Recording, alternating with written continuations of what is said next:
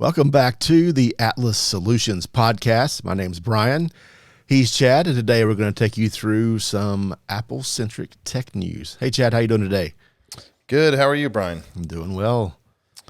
I guess it would be a little bit better if there wasn't rumors of Apple malware out there. So I've had a couple customers reach out and ask, but what do you know about this so far? Yeah, so I've been going through some of the articles here from the company that discovered it, and Malwarebytes was very involved with this. Essentially, there's a malicious package out there that does absolutely nothing.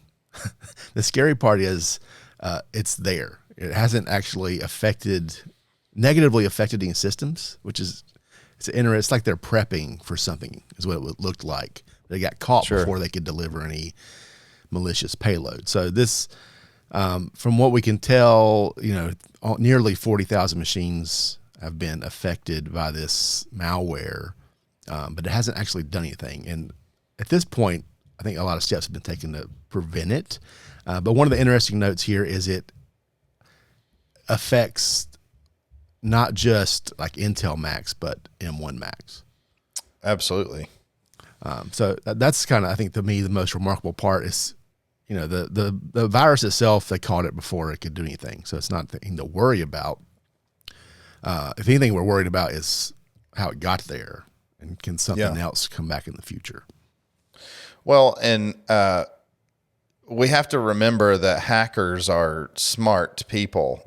They don't stumble on your computer and patch software. They're highly intelligent people typically. And so their attacks are thought out as well. And I can speak to years ago when it's actually still happening. That's what happened with CPCC here in Charlotte, is they got a CryptoLocker virus. So I remember an attack several years ago where basically the hacker got into the system with a weak account password that was didn't have two-factor authentication.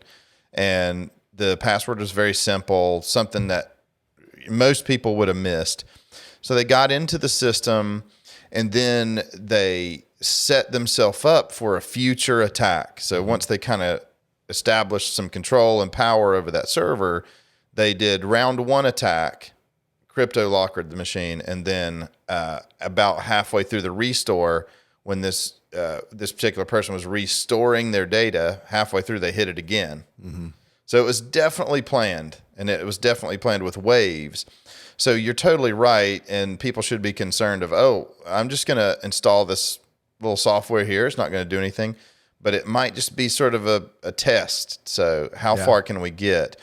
Now, I wanted to talk about sort of prevention measures, like, how are we going to deal with this? Well, from an MSP standpoint, for what we do for our companies, is we're going to, number one, turn on what's called Gatekeeper. So there's a whole stack of security stuff that we could discuss with Apple. Mm-hmm. And I'm not going to go into all of them, but I want to just talk about Gatekeeper today. So Gatekeeper is that thing. Of course, it's an Apple name, but it's that thing that pops up and says, now, wait a second, this software is from an untrusted developer. So most of the time, your common user is just going to say, okay, whatever, I want the software, I'm going to install it anyway. Nowadays there's pop-ups going everywhere. So you just want to get to your work, you're clicking okay, type in a password. Well, these hackers are trying to capitalize on you doing that. So what Gatekeeper is telling you when it pops up that message is, I don't know who this person is. It's from an untrusted developer. So if you are a trusted developer, you're writing software, you're going to get what's called a developer's certificate. Mm-hmm. It's basically, it's your ticket to the show. So you can say, hey, here's my point of entry. I have a ticket. I'm allowed to come into the show. And the person taking the ticket can look and say, oh, yeah, you do have a legitimate ticket. It was signed so that you're allowed to come into the show. It's not a counterfeit. So how do you prevent people from installing stuff that's from an untrusted developer? Because by default, Gatekeeper, you can get around it. You just say, yeah, go ahead and install it. It's fine. Well, we as Apple MDM providers, we can block that. We can say, you cannot get around Gatekeeper. So right off the bat, you can't install anything unless Apple has vetted them and trusted that certificate. So super simple step. That's just one of the many layers of the Apple security system.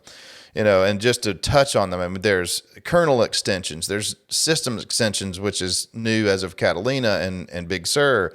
There's just the basic administrator password. If your users are not admins and they can't do anything anyway. There's X11, there's third-party malware detection and protection. So there are lots of measures to protect yourself from an attack. But if you don't have those measures in place, if you don't have an MDM, if you don't have the tools, you are kind of a sitting duck. So luckily in the Apple world, there's very, very few examples of malware and really malicious software. I've been in the business for a long time, and I'm not saying it doesn't exist. The rumor that has been circulating for decades of Macs don't get viruses, it's like, well, that's not exactly true. People can install stuff that's not wanted on your system. So it comes down to the definition of what is a virus, what is malware? We see commonly Gatekeeper. Well, you could say that Gatekeeper is a decent software, but it comes with all this extra stuff that you just didn't buy into. And we would call that malware. It's bloatware, extra things that I didn't sign up for these 5 other pieces of software that came with this Mac cleanup tool or what have you. So as a rule of thumb, just don't install anything unless you're 100% confident it's been signed by a developer, or if you have any question, just ask us. Just reach out and ask. I had somebody actually recently reach out and say, hey, this thing was asking me, told me it was, not trusted, or this update needed to be patched. And they just reached out. Perfect. That's a good customer. They're never going to get hacked. Yeah. So be on the lookout. Especially, I think it's super curious, and we were kind of just bouncing around talking about earlier the fact that it's malicious on the M1 is super interesting. Yeah. That's very, very interesting because it's a totally different new architecture. So we're going to keep our eye out for it for you guys, and we hope to make sure if you're our customers, we're going to be patching that stuff and looking out, running malware scans regularly. So we keep up to date on that stuff so that you don't have to worry about it. You can ask, feel free to ask, but we're there to support you guys through this. So and just a quick note, Apple has revoked that developer certificate from whoever put this malware out there. So they're kind of dead in the tracks from their current path. So there's not going to be they can't come through the same approach, basically, to get this exactly. System. So. And that's exactly what that system's designed for. Is if somebody starts avoiding the rules, you take away their ticket, you kick them out, essentially. Yeah. So, and we talked a while back at our Mac Admins of the Carolinas meeting. This has been a couple of months ago, but app notarization is like an extra layer to Gatekeeper. Which, your question might be, well, what if they're already in the party? They've already got in, they already had a trusted developer certificate, but the new version of the software is the hacked version. Well, that's where app notarization is Apple's approach to saying, you know what, if somebody releases something today that's good and tomorrow it's bad, we're going to have them vet every single version and upload it to Apple's system and get it basically a stamp of approval. It's literally called a staple. They're going to staple it and say, yep, we looked at this version of the software. So just a crazy example, but let's say today Zoom is fine, and then Zoom gets sold to some other company and they have a hacker and they release a version that's hacked. Apple will stop it in its tracks, that version of it. So, Apple does a good job at staying on top of this. And again, we're there to make sure that it's enforced. That's the big thing is enforcing it with those MDM tools that we provide. So if you have questions, reach out, let us know your comments below. If you've seen this, we'd love to hear your story as well.